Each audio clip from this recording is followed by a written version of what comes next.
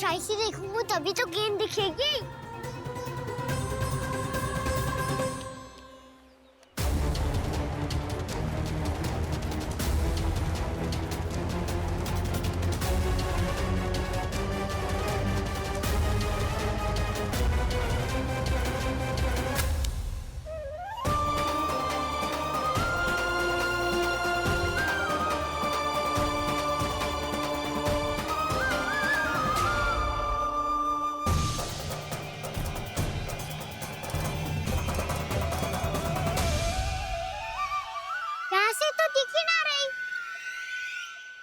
वहीं से फेंकी थी ना?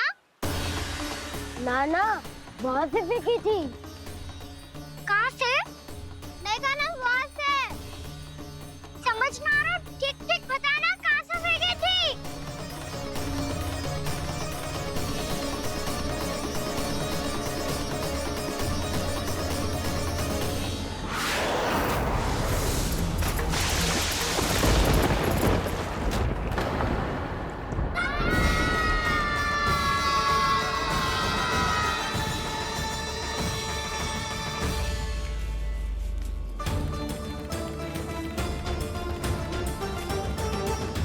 कालिया नाग के क्षेत्र में जाकर कोई भी जीवित वापस ना लौट सको है।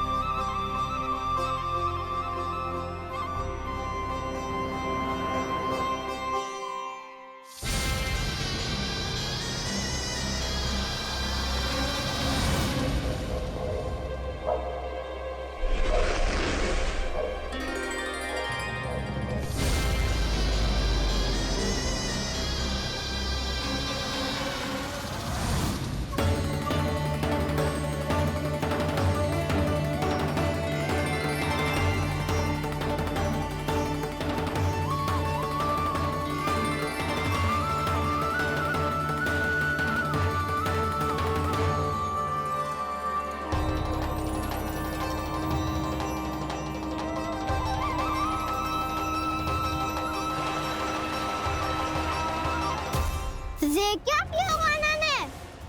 कालिया नाग तो उसे देखते ही निकल जाएगा।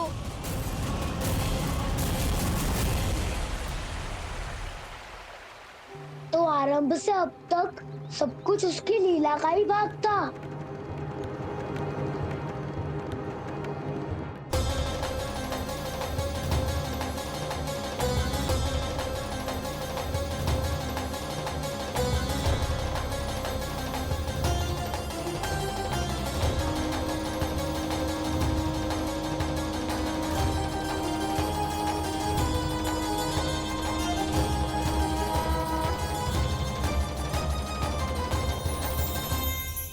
इतना सुंदर रूप, मन मोहने वाली मुस्कान, अद्भुत तेज और भगवान जैसी दिव्यता। कौन हो तुम? हाँ, तुम्हें देखकर तो हम सब सम्मोहित ही हो गए।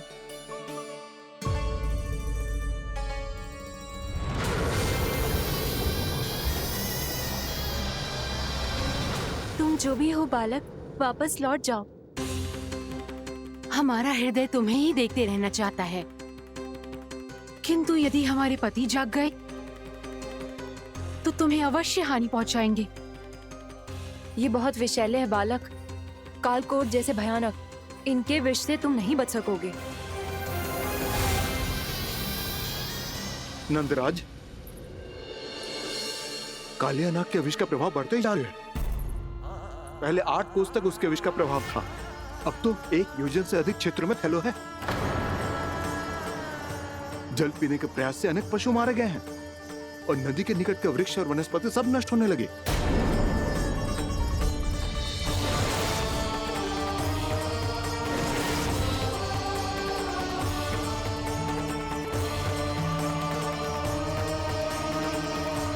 इनके विष की तीव्रता इतनी अधिक है बालक कि इनके संपर्क में आने वाले को तड़पने का भी अवसर नहीं मिलता।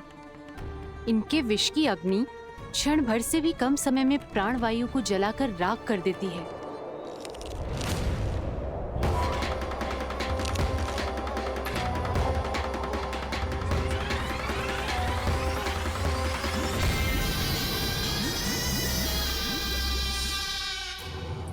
तब तो समस्या और भी गंभीर हो जाएगी।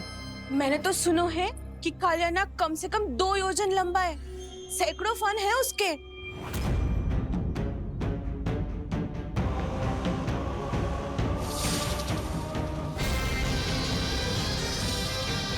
इसका अर्थ तो ये है कि हम दोनों ओर से फंस गए। एक और कंस को 1 कोटि कमल पुष्प देने जो कि कालियानाग के क्षेत्र में पड़ते हैं, और दूसरी ओर उस कालियानाग का विष यमुना जी के क्षेत्र में बढ़ता ही जा रहा। इसके कारण हम ही नहीं, निर्दोष पशु पक्षी भी संकट में। इन दोनों समस्याओं का एक ही समाधान है, उस कालियानाग का सामना करना। और ये ना समझ आ रहा कि हम ये करेंगे कैसे, क्योंकि ये बात साधारण मनुष्य के बस की ना है। हमारे लिए ये असंभव है।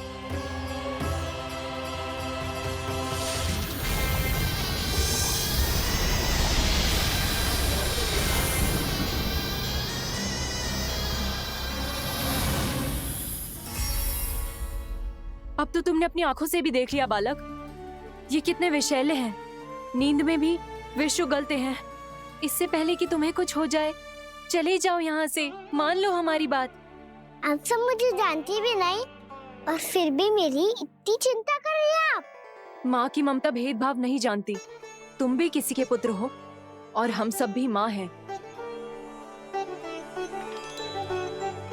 एक माँ को हर बालक में अपनी ही संतान दिखाई देती है, इसलिए हम तुमसे विनती करते हैं, वापस चले जाओ, बचा लो अपने प्राण।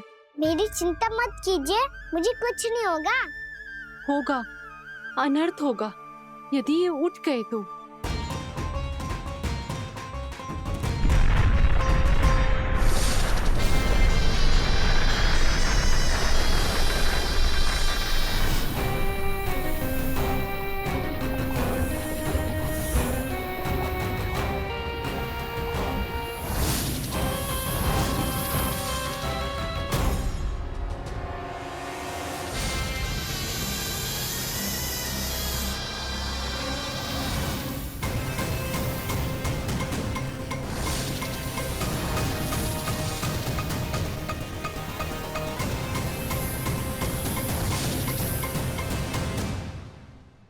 सामने होते हुए भी अपने इश्क को केवल वही देख सकता है जो अपना अभिमान त्याग चुका हो। पर पूर्व जन्म में मेरा भक्त होने के नाते मेरा सत्य स्वरूप देख पाने में मुझे इसकी सहायता करनी चाहिए।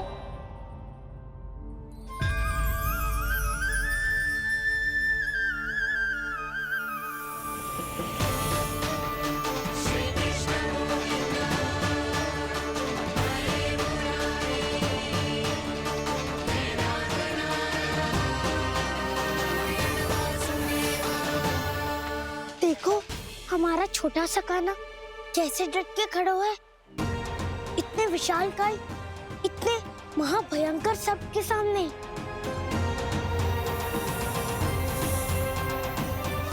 ये कोई भगवान नहीं है जो इसके सामने हाथ जोड़ रही हो तुम सब।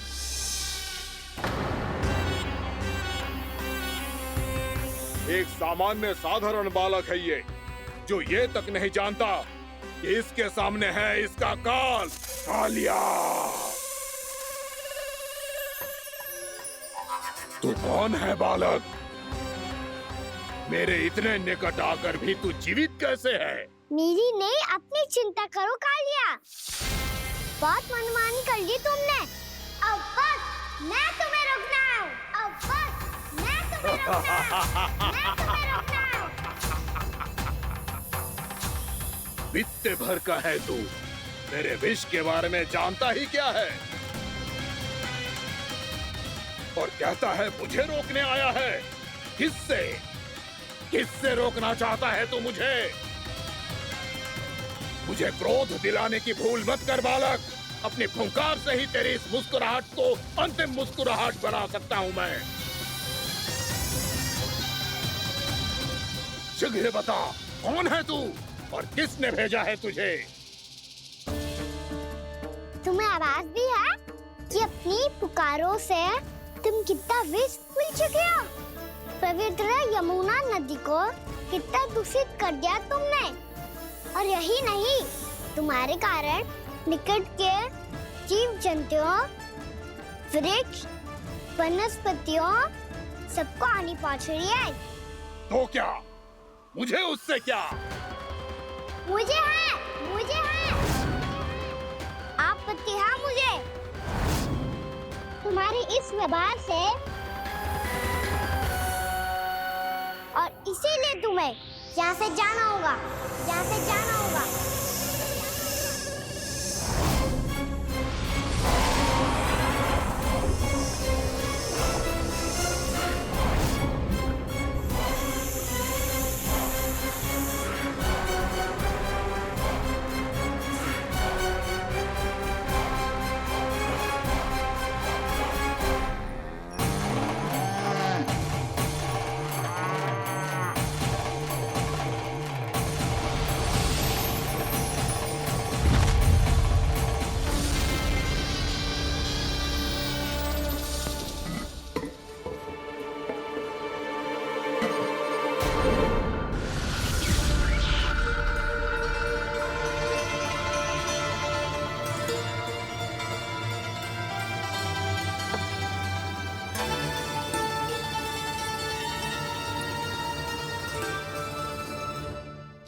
मुझे आदेश देने का साहस भी कैसे किया तूने?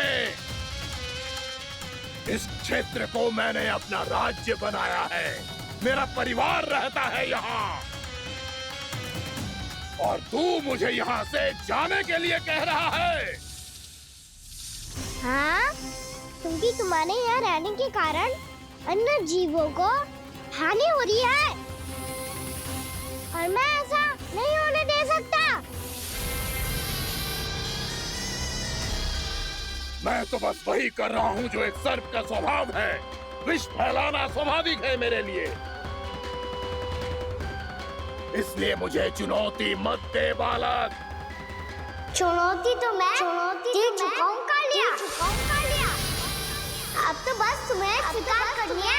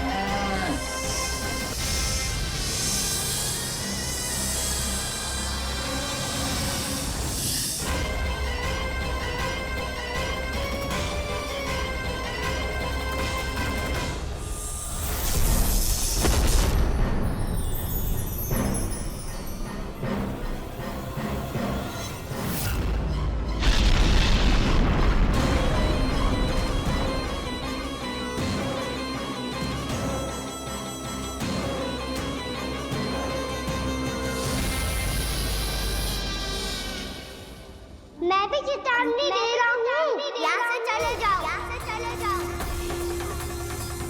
अपनी भूल को पहचानो कालिया। तुम जो कर रहे हो अनुचित है।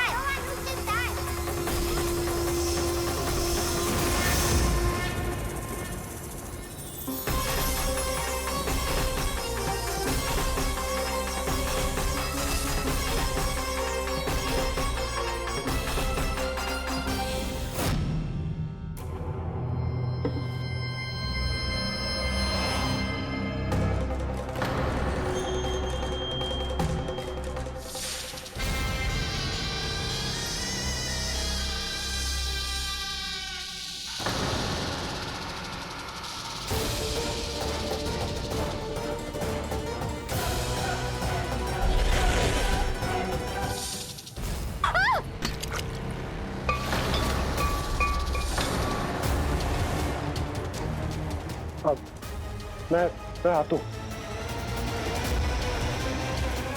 क्या हो गया सुधा? मुझे आवाज हो रहा है जी, कछु ना कछु गड़बड़ है।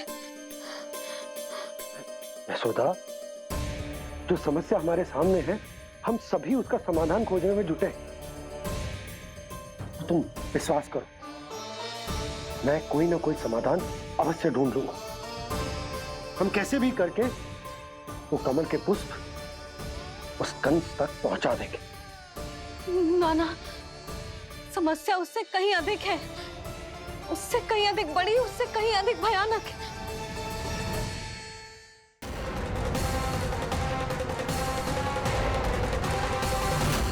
विस्की ये बूंद से ही सबके प्राण चले जाते हैं।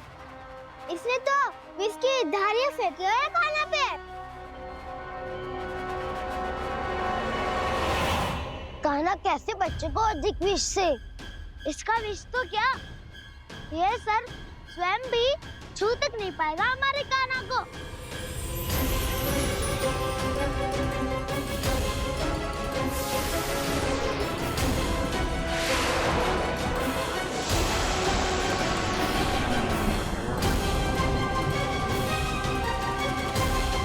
तुम्हारे सखा को, मेरे भाई को कोई हानि नहीं पहुंचा पाएगा। ये कान्हा का सत्य चाहे जो हो बलराम, पर अभी तो जो एक बालक ही है ना। देखो कैसे विष के कारण स्थिर हो गया है।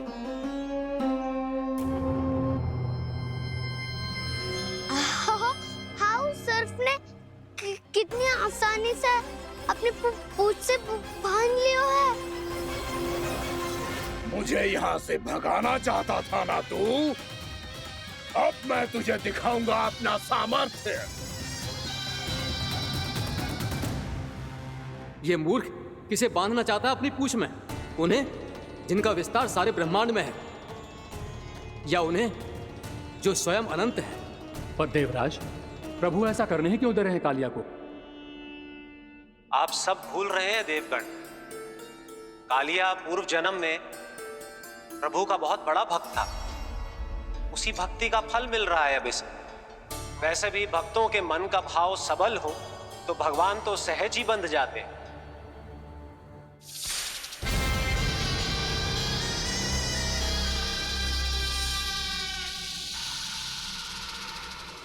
बलराम, तुमने ही तो कही थी कान्हा को कछु ना होगो। देखो उस दुष्ट ने चारों ओर से जकड़ लियो है।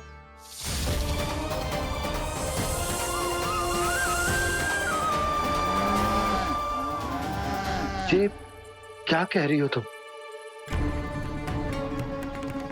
जसोदा जी, क्या हुआ? घबरा क्यों रही हो आप? सुलक्षणा, मुझे आभास हो रहा है कुछ बहुत बड़ी अनहोनी हो गई है। नंदराज, नंदराज, नंदराज!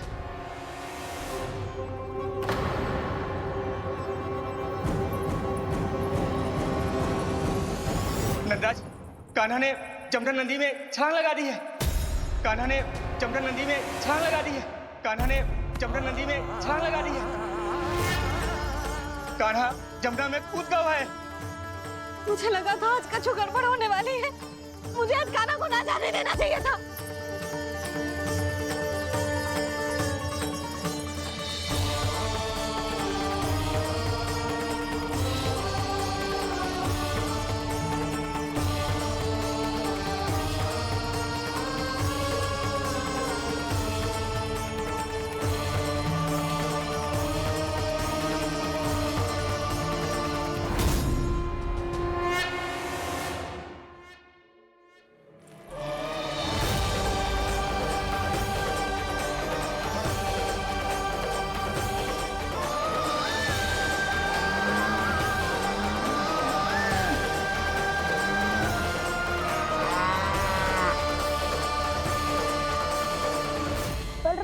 कछु करो ना।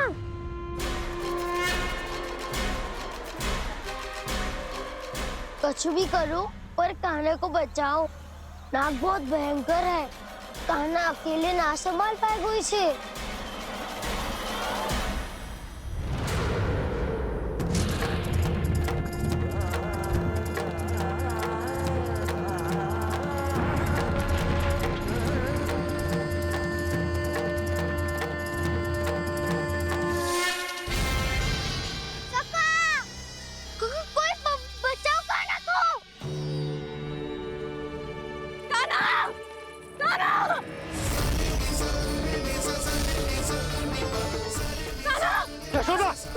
यशोदा रुको। छोड़ दो मुझे, छोड़ दो मुझे।